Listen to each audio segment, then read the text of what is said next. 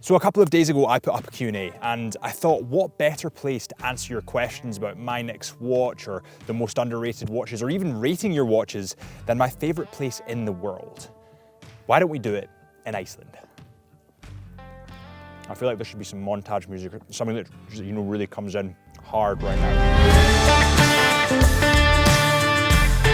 Iceland. One of the only places on Earth that truly has it all. Apart from Scotland, of course. I mean, you have glaciers, volcanoes, epic landscapes, and of course, as always, brilliant watches.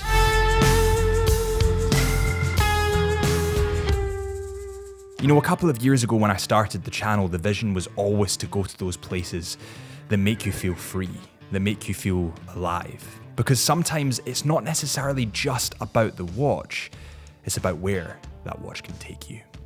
Alrighty everyone, good morning. Welcome back to the Chisholm Hunter channel. My name is Harrison as always, and let's kick off with this Q&A. So the first Q and A is from Jimmy J. Lee, and he says, what was your first watch? My first watch ever, luxury watch that is, was the Oris Artillery skeleton watch. This thing was beautiful. Listen, the movement in it wasn't amazing, it was mass produced and it's not to the same standard the Orises are now, but being able to see into the beating heart of that movement, being able to see the engine of that watch ticking and the cogs turning, and as you wound it, you can see the hairspring getting smaller. All of those little details just got me infatuated with watches. And I think that's really what kicked off the obsession, if you want to call it that.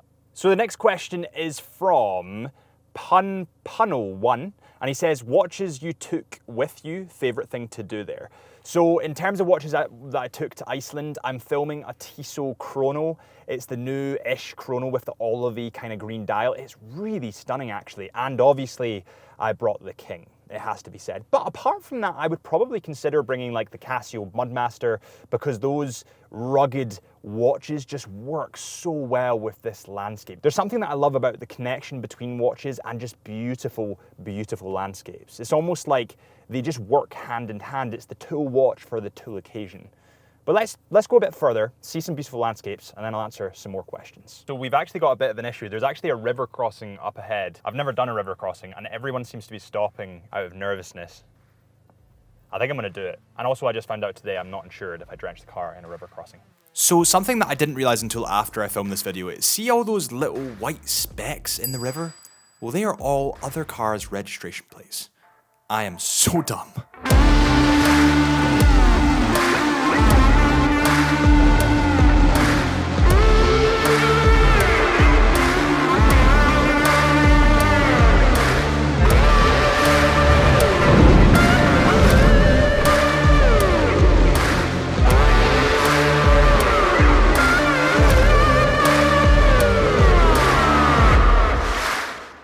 So we have just arrived beside this absolutely, it's just beautiful. Everywhere you go in Iceland, the contrast between the black, the green, the red, it's just incredible. But let's get on to the next question, because that's what this video is. So the next question is from Nico39IOLI.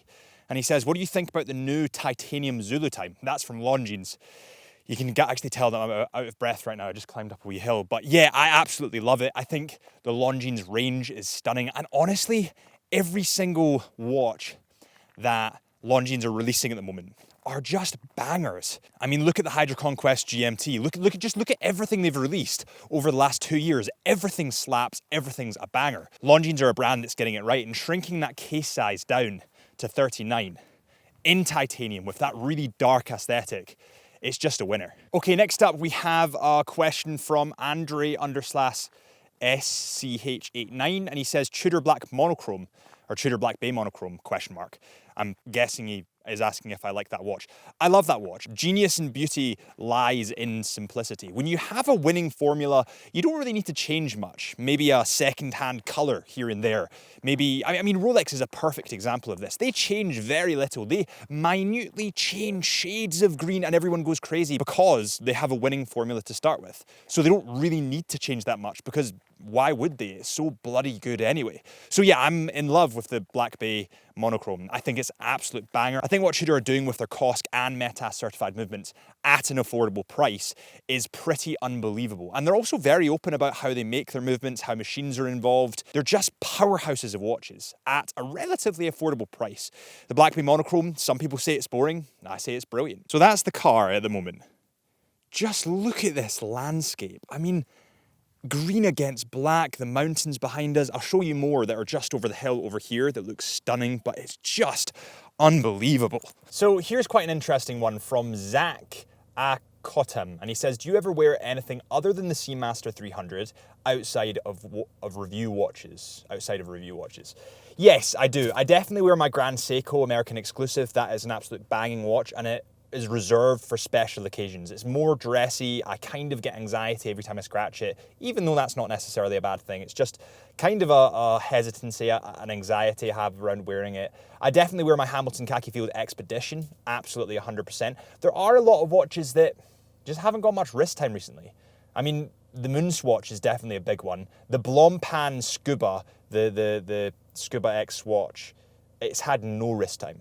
I'm not sure if I maybe got sucked into the hype of buying it. I'm not really sure what it was, but I've not worn it at all. So I've just hiked down to this absolutely beautiful waterfall. It's just stunning. Perfect place to film the Seamaster. Take a look at this. This.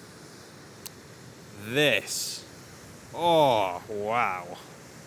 So the next question is from Guy Vander A on the Chisholm Hunter YouTube channel, and he says, what is it about watches that make us so happy? That's a great question.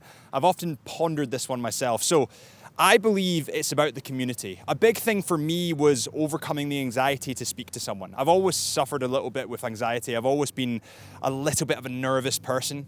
And I think having the common ground of watches to communicate to people and to build the relationship kind of overcomes the anxiety. There's so many friends that I have now that it started with watch chat, and then after a while you talk about family, you talk about hobbies, you talk about life, and then they're your friends. So yeah, I think it's the community aspect. I think it's the bonding aspect. Okay, so let's just get straight into the next question. So the next question is from, oh, there's quite a few here.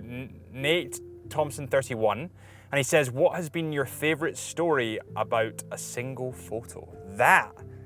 That's a great question. Oh, honestly, I have so many. I think one of the most watch-related stories that I can think of that was really beautiful, and that night was just magical, is when Adrian and I were actually in Banff. And what we did was we got up for sunrise in the morning, like I'm talking 4 a.m, and then we stayed up pretty much the whole of the previous night. So we were both knackered, but I was like, Adrian, come on. Just dragging him out, and I was like, let's go to this lake called Two Jacks Lake. And what we did was we sat at Two Jacks Lake really, really late and did astrophotography. And you should have seen it. The stars lit up the night like I've never seen ever in my life. You could see the Milky Way. We just sat up, talked about watches, family, everything that there was to talk about while we were kind of fiddling with our cameras and getting these beautiful long exposures, and also watch photography. And that forever and always, there's so many others, but watch related, that forever and always will be ingrained in my memory. It was just a beautiful time to be alive, a beautiful time to spend with friends, and yeah. Photography has a magic around it, man. I can't explain it, but it's just, it's a beautiful hobby.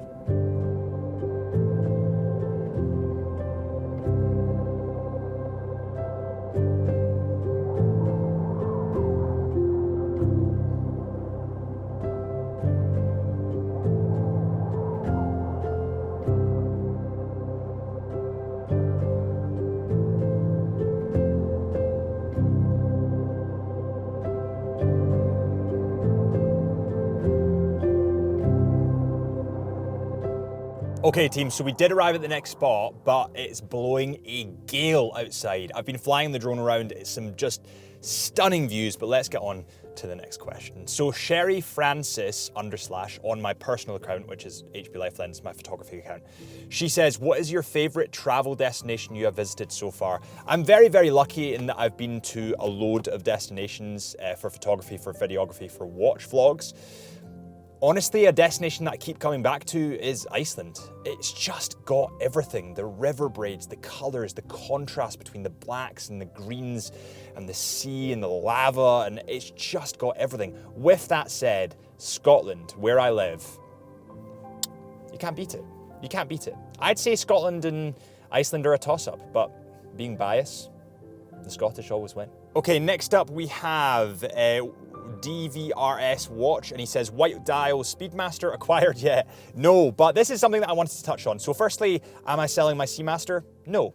No, I'm not. I am, however, getting a rubber strap put back on it. I've ordered that from Chisholm Hunter. This isn't even a plug, but I did order it from Chisholm Hunter today, literally this morning, because I want to kind of rejuvenate the watch. And it's so interesting the difference that a new strap can make to your watch. But you guys convinced me not to sell the Seamaster.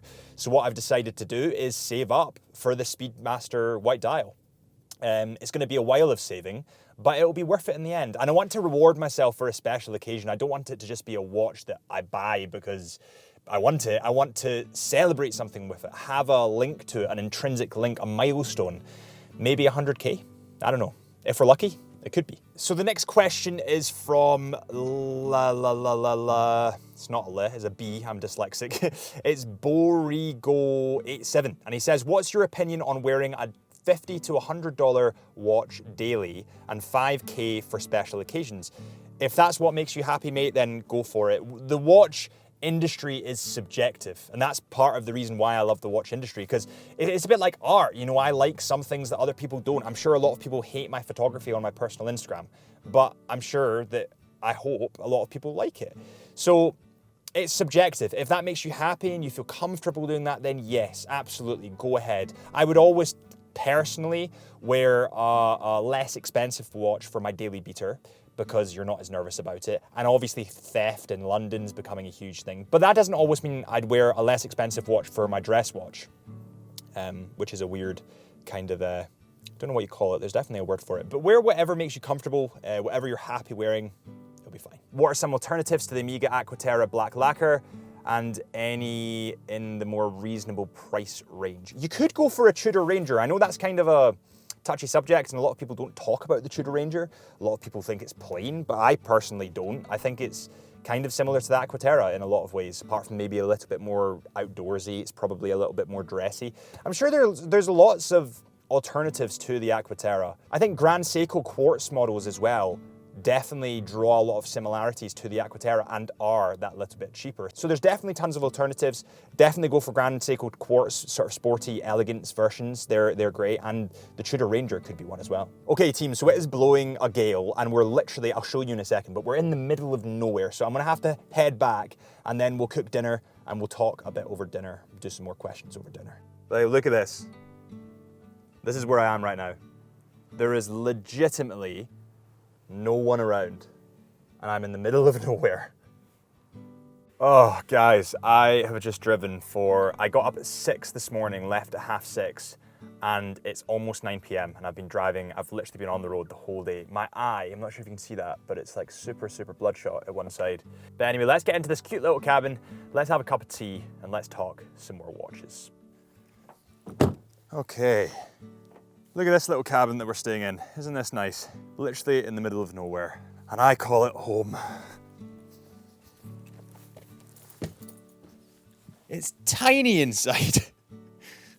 All right guys, we've just settled in for the night in the cabin, but let's get to some more questions. So, let's see, A_Nugent_ says, if you had 5K for a watch, what you picking? I'd be Breitling Chronomat GMT. That watch is epic, by the way, especially the baby blue dial. My brother actually owns that watch and it's quite special to me. He gave it to me when we were doing a podcast with Duhan van der Merwe, who's an unbelievable rugby player, and I was really nervous, and my brother gave me his watch for that podcast. It was, yeah, it meant a lot. So under 5K, you can't go wrong with Tudor. A Tudor Black Bay Monochrome and you still have 2K to spare-ish. That's pretty awesome. A Longines Hydro Conquest GMT is absolutely epic as well. A Longines Conquest Chrono is also absolutely epic. Plus, you'd still have 2K to spare if you got those models. So I would definitely go for something like that and then spend 2K on something that's maybe a little bit less expensive. Maybe go for something along the lines of a more expensive Tissot, or scaling up the ranks a bit, you could probably go for another Longines. I would prefer to spend 5K on 2 watches rather than 1. 5K is a bit of an odd price point for a watch, if I'm honest. Because as soon as you get into the Amiga territory, you're talking £6,000 to £7,000. So yeah, it's a difficult one. I'd either go for a Tudor Black Bay Monochrome or a Longines Hydro Conquest GMT, something like that, and then get something additional on the side, something that little bit special. Thoughts on one watch for life, watch engravings, watches as heirlooms. I love it, to be honest, and actually I'll tell you guys a story here. My brother recently turned 30, and I'm so sorry, Max, I am talking about you and I am talking about your 30th, I'm so sorry. But as his 30th birthday present, the family got him a beautiful watch. It was an IWC, and we got it engraved for him on the back, just saying, with love from your family. And forever and always now, he'll look at that watch and he will know that it's from us. It's from his family who loves him to pieces.